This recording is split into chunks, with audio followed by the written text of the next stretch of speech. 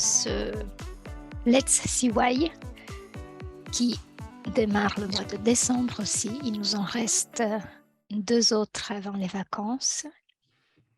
Et moi, j'attends que tout le monde se connecte. Merci à tous d'être là. Merci d'être fidèles à ce rendez-vous du vendredi midi, 13h30.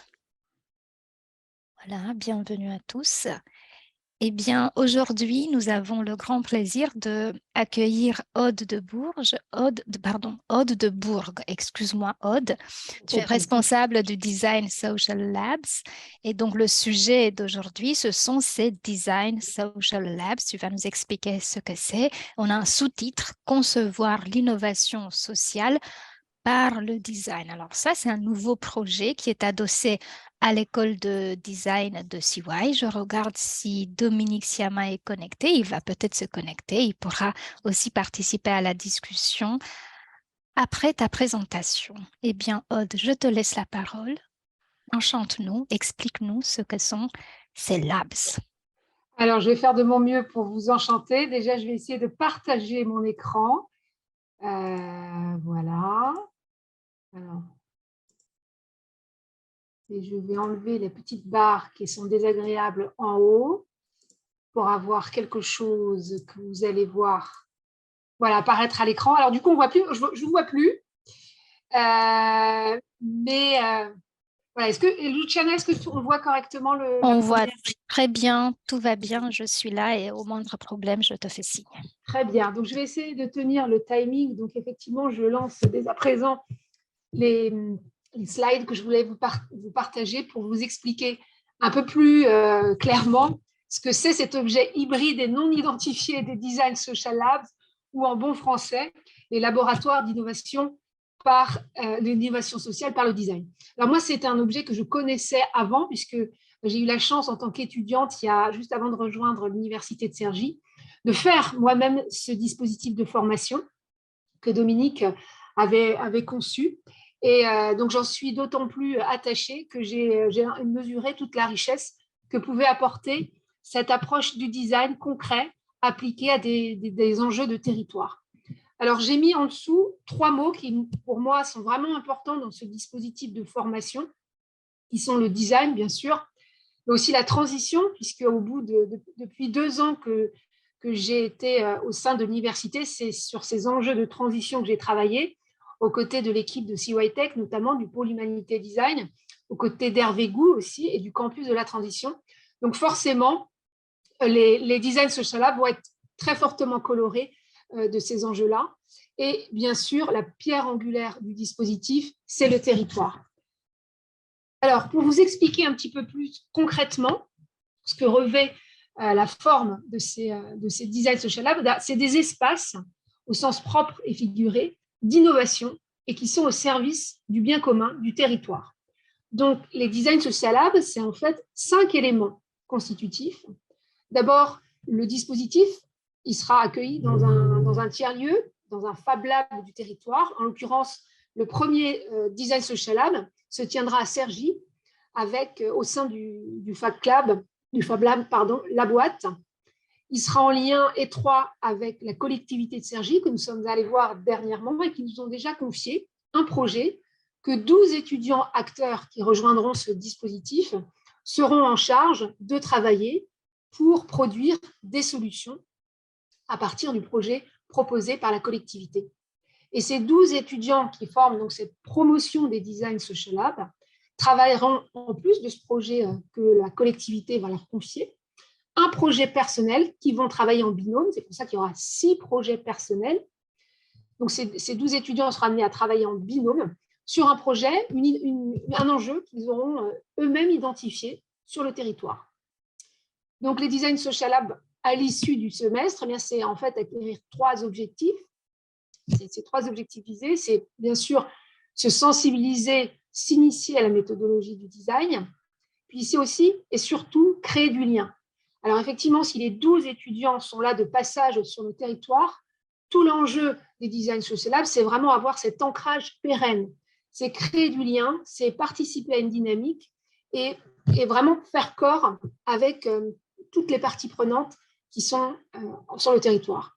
Et puis enfin, quelque chose qui est vraiment important aussi à souligner, c'est une expérience singulière que les étudiants pourront valoriser dans leur parcours. Alors pendant ces 5 mois, qu'est-ce qu'on va faire? On va s'initier à une nouvelle manière de penser et d'agir. Tout le but, en fait, c'est de déconstruire nos manières d'aborder les choses, les problématiques, les enjeux. Et pour ça, on va s'adosser au design. Alors, le design, ce n'est pas forcément facile de l'appréhender. C'est normal, il y a un fort héritage culturel en France et de par le monde, où on colle souvent l'image du canapé, de la belle chaise, de la lampe au mot design. Alors, ça a été, mais aujourd'hui, c'est bien plus grand que ça, le design, et ça recouvre plein de réalités, de métiers et de compétences diverses. Alors, moi, je vous partage la définition du design telle qu'elle est envisagée à CY École de Design. Donc, le design, c'est au-delà d'un métier et au-delà d'une discipline, c'est une culture partagée, une culture de la transformation, de l'innovation co-construite, qui est certes induite par les designers, mais qui est nourrie de tous, de toutes les compétences et de tous les profils, et dont l'objectif ultime, c'est bien de délivrer, de créer des conditions d'expérience et de vie réussies pour tous, que ce soit le bébé, que ce soit l'ado, que ce soit l'étudiant, et chacun, que ce soit dans le grand âge. Voilà, c'est vraiment une approche culturelle, pluridisciplinaire, et qui s'adosse sur, certes, le savoir-faire des designers, mais qui se nourrit aussi des expériences de chacun. Alors, la pierre angulaire, comme je vous disais tout à l'heure, du dispositif de formation que sont les Design Social Labs, c'est le territoire. On est vraiment dans le concret. Donc, pour ça, nous, on est allé voir les collectivités, à commencer bien sûr par Cergy, puisque la première promotion sera accueillie au Fab Lab de Cergy. Mais on est aussi allé voir Sarcelles, Gennevilliers, Saint-Germain, en fait, tout le territoire où il y a un tiers-lieu, un Fab Lab ou qu'on pourrait appeler le makerspace de l'université. Mais les Design Social Labs peuvent à terme être accueillis par tout territoire qui aurait envie d'accueillir ce dispositif original. Alors, sur le territoire, certes, mais comment on va aborder ces questions, ces enjeux et ce projet que vont nous confier les collectivités? Eh bien, en déployant la méthodologie du design. Alors là, ce que je vous partage à l'écran, c'est en fait tout le processus dans lequel, quand on s'engage au design, on va devoir cheminer. C'est un processus qui conjugue des phases de divergentes et convergentes. C'est un système d'ouverture et de fermeture et qui permet, in fine, d'avoir un processus cohérent, un processus d'ensemble cohérent qui couvre en fait tous les champs du projet. Alors, on va commencer bien sûr par enquêter, c'est-à-dire que les étudiants acteurs, je tiens aussi à ce mot acteur, parce que ce n'est pas simplement des étudiants, mais ils sont bien dans une position de faire, de faiseurs, et ils vont aller dehors, ils vont prendre la porte. Dès le premier jour, l'idée, c'est d'aller se frotter au terrain. Et pour ça, on va aller enquêter. Alors, bien sûr, ce n'est pas évident de se confronter au terrain, il va falloir ouvrir les portes, converser avec les gens, et puis aussi enquêter, certes, sur des méthodologies qui sont peut-être plus intellectuelles, mais aussi il va falloir faire une part de sensible. Il y a parfois des choses qui vont émerger dans les discussions que les étudiants vont avoir avec les parties prenantes, les associations, les habitants, les gens du territoire. Et puis ensuite, dans cette phase suivante de problématisation, il va falloir circonscrire tout ce qu'on a appris du territoire. Et c'est là tout l'enjeu de définir la problématique sur laquelle les étudiants vont travailler. Ça, c'est vraiment une phase critique et sur laquelle ils seront encadrés par CY École de Design, parce que de cette problématique, découlera en fait la solution la plus pertinente possible à délivrer pour le territoire. Puis ensuite, on s'engagera dans une phase de créativité pour créer la solution qui sera à même de répondre au mieux à l'enjeu qui aura été identifié. Et découlera des scénarios d'usage, c'est-à-dire que vraiment, on va prendre la solution et on va aller la poser pour qu'elle ait une arborescence, une construction qui soit la plus pertinente possible et la plus concrète possible, puisque au final, les étudiants devront l'expérimenter in situ, c'est-à-dire avec des vrais gens, dans un vrai contexte, pour voir si la solution est pertinente et en tirer des enseignements. Alors, tout ceci sera bien sûr mené, comme je vous disais, en équipe pluridisciplinaire. On ne cherche pas à faire des futurs designers, on cherche surtout des gens qui ont envie de collaborer ensemble, qui sont curieux des autres et qui ont une appétence pour des champs disciplinaires ou des horizons différents des leurs. Et c'est ça qui constitue aussi toute la richesse du dispositif. Alors, effectivement, ce n'est pas forcément simple parce qu'on ne parle pas forcément le même langage, on n'est pas ici des mêmes cultures, mais c'est ce qui fait, à mon sens, tout le sel aussi de ce dispositif. Donc, dans ce premier pilote en février, c'est ce que, en tout cas, moi, j'essaie de rechercher des profils les plus divers possibles pour avoir des solutions qui soient, encore une fois, originales.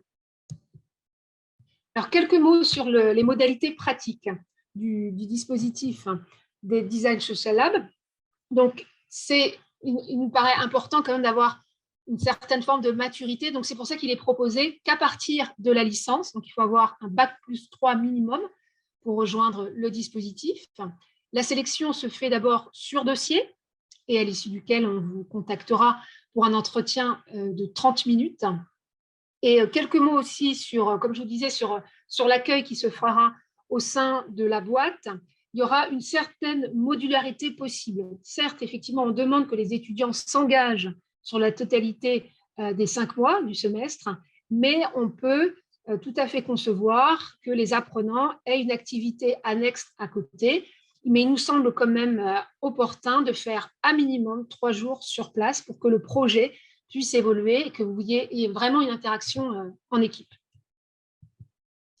Alors, le dispositif pédagogique qui est prévu, il est relativement simple.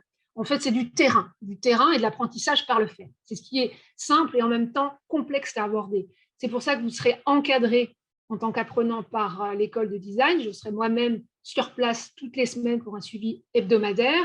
Dominique, bien sûr, sera là pour apporter son expertise en termes de méthodologie de design, mais vous avez aussi des enseignants qui viendront nous rejoindre pour partager leur expérience et leur expertise. Les étudiants seront donc évalués par un pitch de restitution à l'issue du semestre. Et pour tout au long du semestre, vous serez aussi enrichi par des masterclass et des formations, notamment les outils de prototypage au sein du Fab Lab. Donc, vous avez en bas tous les partenaires qui se sont associés à ce dispositif. En tout cas, pour celui de février, je leur remercie encore. Donc, bien sûr, l'AGLO, la boîte, et ceux avec qui rien n'aurait pu être possible, l'école de design, bien sûr, le Learning Planet Institute et le campus de la transition qui nous accompagne aussi dans ce dispositif. Quelques mots sur le déroulé. Alors, vous voyez que là, c'est 5 mois. Et en fait, ce semestre est rythmé par les séquences pédagogiques du design. Donc, en février, il y aura bien sûr un temps sur la composition des équipes, mais tout ce mois de février sera aussi dédié au terrain et à l'observation de l'existant. Suivra une phase de problématisation en mars, où il y aura une première revue de projet. Alors, une revue de projet, ce n'est pas une évaluation, mais c'est une manière pour les étudiants de se confronter à un public élargi. On conviera des gens du territoire, bien sûr, mais ça peut être aussi des enseignants qui vont se porter volontaires pour venir découvrir les projets. Et puis, comme ça, les étudiants vont pouvoir profiter de retours et peut-être plus affiner leur piste de solutions. En avril, il y aura un temps de créativité. En mai, on sera déjà dans la constitution de la scénarisation du projet et de la solution envisagée. Et puis juin, encore une fois, là aussi, dehors, en interaction avec les habitants pour expérimenter la solution qu'on aura construite. Et fin juin, il y aura donc un pitch de restitution et donc les étudiants seront amenés à présenter leur solution.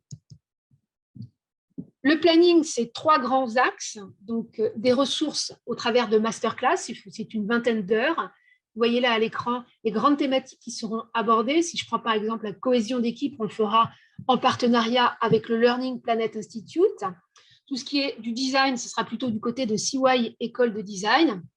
Territoire, on aura les témoignages et l'expertise des gens de l'AGLO. Et puis enfin, tout ce qui est afférent à la transition au travers le prisme du territoire, mais c'est le campus de la transition qui va nous aider effectivement à construire une masterclass dédiée. Je vous le disais tout à l'heure, en termes de suivi, on a des revues de projets réguliers chaque mois, et puis une restitution finale fin juin.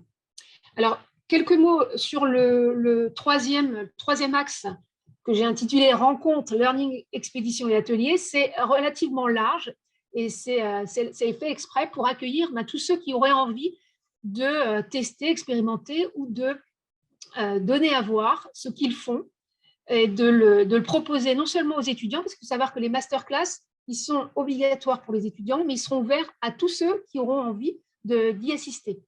Donc là, je vous ai mis en bas sur cette troisième axe relativement large de rencontres et d'ateliers. Ça peut être la fresque du climat. Je pense aussi à la fresque de la biodiversité qui serait vraiment intéressante de mettre là dans ce format d'atelier.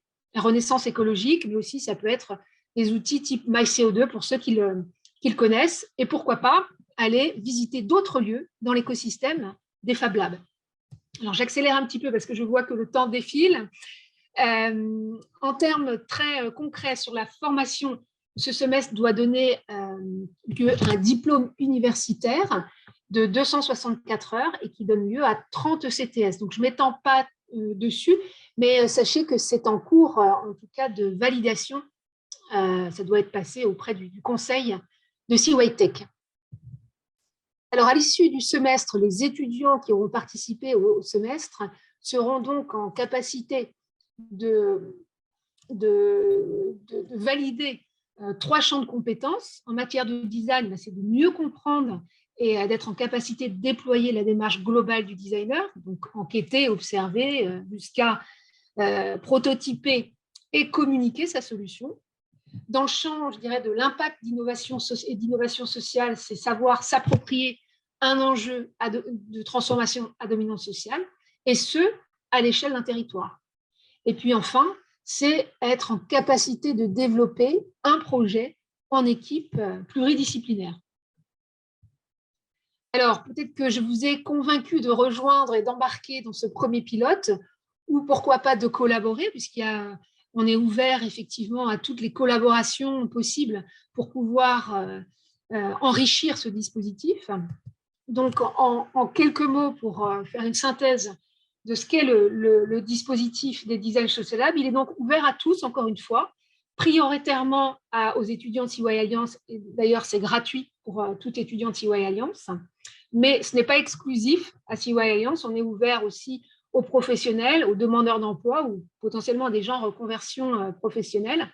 Évidemment, vous n'avez pas besoin de connaître le design pour rejoindre le dispositif. Donc, designers et non-designers, bienvenue. Donc, il y aura également 2 promotions par an. Le pilote s'ouvrira en février, donc c'est tout proche, on est vraiment très contraint par le temps, à Cergy, pendant 5 mois. Et le second aura lieu dès septembre pour une nouvelle expérimentation. Donc, à définir où ce Design Social Lab se tiendra. Ça peut être certainement à Sarcelles, Gennevilliers ou à Saint-Germain. Voilà, ça, c'est encore à définir. Et puis, à retenir 12 places par lab uniquement. Voilà, donc je vous affiche aussi à l'écran mon email. N'hésitez pas à revenir vers moi si on n'a pas le temps aujourd'hui d'échanger plus avant. Je suis preneuse en tout cas de vos retours, de vos suggestions. Donc moi, j'ai pris ce poste tout récemment, mi-septembre, donc c'est encore tout frais. J'ai encore tout à construire. La route est longue et en même temps, le temps est court puisque nous aurons effectivement cette première promotion dès février. Donc, je suis preneuse de tous ceux et celles qui auraient envie soit d'échanger sur le dispositif tel que je vous l'ai présenté, soit de rejoindre le dispositif de formation. Voilà, j'ai essayé d'être courte. Ça a été parfait, Aude. Merci beaucoup. Merci à toi. Mais oui, tout à fait. Alors, moi, j'ai été enchantée. Est-ce que c'est le cas des collègues qui participent à cette Let's CY? C'est fort intéressant. Alors, je vois des sourires. Oui, il y a des gens qui sont convaincus. Et maintenant, il faut convaincre nos étudiants et nos collègues aussi à rejoindre le dispositif, je crois. C'est cela? Exactement. Alors, j'ai vraiment eu la très belle surprise que grâce au Design Social Lab, beaucoup de portes se sont ouvertes et j'ai eu la chance de rencontrer beaucoup d'enseignants, de responsables de formation qui nous ont accueillis. Et ça, c'est une grande force, à mon avis, du dispositif. On est allé voir l'ESSEC, par exemple, l'école d'art, mais aussi toutes les composantes sciences humaines et sociales, sciences et techniques. Donc, une vraie richesse que j'ai pu découvrir malgré le fait effectivement que je suis depuis 2 ans à l'université. Et ça, c'est vraiment un point très positif dans les chances que nous allons construire, parce que le dispositif des Design Social Labs, il appartient à tous. Et en fait, l'idée, c'est aussi de pouvoir le modeler et qu'il puisse rejoindre des maquettes pédagogiques qui, certes, sont contraintes. Mais l'idée, c'est de faire un arrimage, autant que faire se peut, pour que ce dispositif des Design Social Labs serve à tous ceux et à toutes celles qui œuvrent sur la formation au sein de CY Université. Merci, merci Aude. Le temps que les collègues réfléchissent à des questions, moi j'en ai une. Est-ce que tu peux nous donner des exemples de sujets qui seront abordés par ces équipes? Peut-être que tu as déjà les sujets du mois de février. Bien sûr. Alors j'en ai donné, j'ai eu un petit, j'ai mis une image, je ne sais pas si vous avez vu rapidement des jeunes en train de danser dehors. Et donc, en fait, je vends la mèche, puisqu'effectivement, l'équipe de la DGS de Cergy nous a déjà livré le sujet qu'il voudrait qu'on travaille. Ça concerne les étudiants. Et c'est assez punchy, c'est une rue de la soif à Cergy, point d'interrogation. Alors, moi, j'étais assez surprise, effectivement, que ce soit le premier sujet qu'ils avaient envie qu'on traite.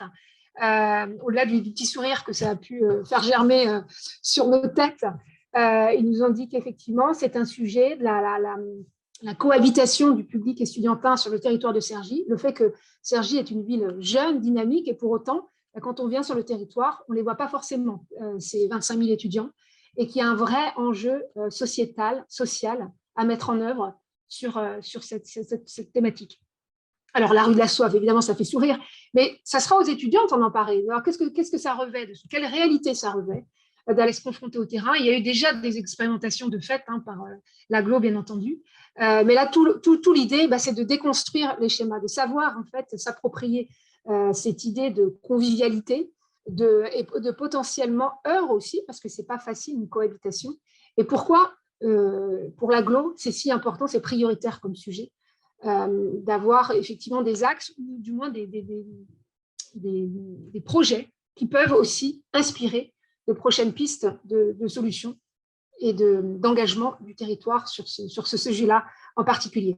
Après, il y en a bien d'autres. On avait évoqué aussi la valorisation du patrimoine et du tourisme sur le territoire. Il y a bien sûr l'axe majeur, mais l'idée, encore une fois, c'est qu'il y ait un sujet qui soit traité par les étudiants et qui donne lieu à 6 propositions, parce que les étudiants vont travailler en binôme. Donc, le grand sujet, en fait, il est obligatoire et à charge aux étudiants de s'en saisir, encore une fois, comme ils le veulent. Encore une fois, il n'y a pas de bonne solution. Il y a des propositions, il y a de l'inspiration, il y a des expérimentations, surtout. C'est là où on va attendre les étudiants et c'est là où c'est tout l'enjeu. C'est de co-construire une solution que, certes, on aurait pu imaginer, mais de le mettre sur le territoire, c'est toute autre affaire. Je voulais vous dire aussi autre chose. Effectivement, donc sur ce grand sujet, encore une fois, imposé, vous avez un deuxième sujet que les étudiants, pour le coup, vont choisir tout à fait librement. Ils vont le choisir, mais en connexion avec le territoire. Donc, ils auront 2 projets à travailler tout du long de ces 5 mois. Et ces 5 mois, pardon, excuse-moi, vas-y, Luciana. Non, je voulais dire excellent. Je trouve que c'est très formateur. Et puis, le caractère interdisciplinaire des équipes jouera pour beaucoup dans cette volonté de l'établissement de concevoir les sujets. Alors, de la transition dans un sens très, très général, de manière interdisciplinaire, et puis de se confronter aux savoirs qui ne sont pas ceux de sa discipline, ceux de son diplôme, et s'ouvrir tout simplement, s'ouvrir aux autres. Tout à fait. Je rajouterais que le fait de l'avoir fait moi-même et d'avoir fait cette expérience en tant qu'étudiante m'a beaucoup servi dans la conception du dispositif, qui est encore une fois tout frais. Mais j'ai pu vivre de l'intérieur aussi les difficultés inhérentes à un travail en autonomie. C'est pas évident. C'est pour ça que j'ai vraiment tenu à ce que le Learning Planet Institute travaille avec eux, en tout cas sur un ancrage de cohésion d'équipe, de connaissance de soi. Learning Planet Institute est un partenariat sur l'Ikigai notamment. Et ça, je crois que c'est fondamental dans nos apprentissages et dans ce qu'on va vivre sur ces 5 mois. Donc ça, c'est un enjeu très intéressant. Aussi, le travail qu'on a fait avec le campus de la transition à CY Tech, je vais piocher aussi dedans pour en faire bénéficier ces étudiants avec Roxane, avec qui on a étroitement travaillé. Et l'intention, effectivement, de dupliquer ce qu'on a construit au sein des Design Social Labs. Et Aude, est-ce qu'il y aura un lancement officiel ou est-ce que nous pouvons considérer que ce Let's CY est l'invitation pour nos étudiants et personnels d'ailleurs de s'inscrire au Alors, il est dispositif? officiellement lancé. Moi-même, je fais des sessions de découverte, de présentation, ce qu'on appelle les web sessions, tous les vendredis à 13h en ligne. Vous pouvez vous inscrire directement sur le site de CY École de Design. Donc, le dispositif est lancé et je recrute dès à présent les étudiants, voire même les enseignants qui voudraient venir aussi proposer et partager leur expertise et renseignements. Excellent, merci beaucoup. Hervé a une question. Hervé Gou, DGA Transition. Merci et merci Aude. Ma question, en fait, elle est sur la phase de restitution. Parce que comme tu l'as évoqué, Aude, le sujet porte sur un territoire, mais le sujet choisi par Sergi concerne également les étudiants.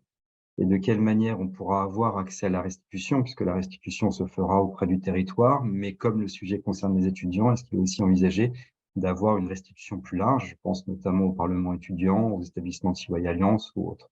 Voilà, sur la phase de restitution à la fin. Je vais faire, tu sais, comme les politiques, très bonne question, Hervé, merci de l'avoir posée. Je ne te l'ai pas posée avant. Mais tu as tout à fait raison. Alors, effectivement, j'espère que cette restitution sera, si c'est le point d'orgue du semestre, une ouverture vers la suite. Et effectivement, le côté pérenne, moi, m'importe beaucoup. Donc, le Fab Lab ne sera certainement pas en capacité d'accueillir toutes les gens qui viendront pour cette restitution. Donc, on va l'ouvrir plus largement en termes de lieux. Mais oui, effectivement, c'est l'idée d'adresser bien plus largement que le Design Social Lab. Et c'est pour ça que je tiens beaucoup aussi à échanger avec Bastien Vernier, qui s'occupe de la vie étudiante aussi, et d'avoir une diffusion la plus large possible sur cette restitution pour donner à voir, et puis pour surtout créer du lien avec, comme tu disais, avec le Parlement étudiant, et puis toutes les initiatives dans lesquelles les étudiants pourraient s'engager. Donc, pour l'instant, je ne peux pas te dire le lieu, mais la restitution, l'idée, c'est de l'avoir la plus large possible. Tout à fait. Michel Jaouen, vous avez une question? Oui, enfin, ce n'est pas une question, c'est plutôt pour une mise en relation.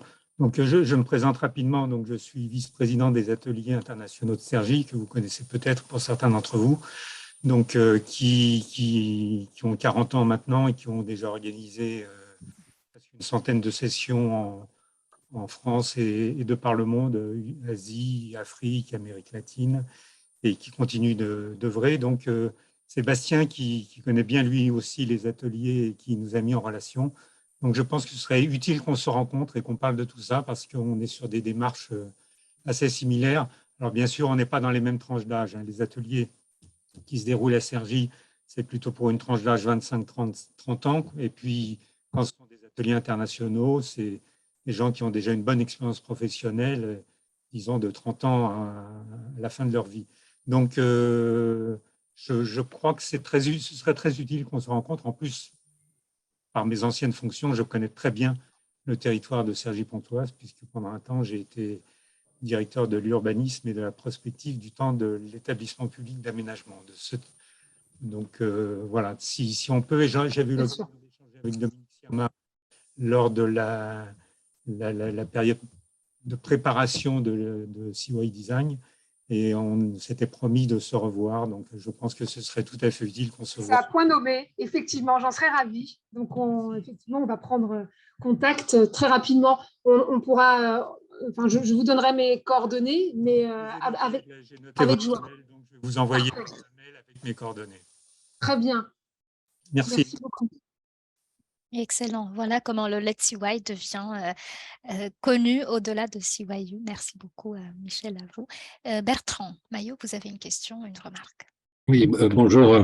Merci pour cet exposé, très intéressant, original. Moi, je suis professeur en géosciences, donc à l'école, au l'UFR de sciences et techniques. Et,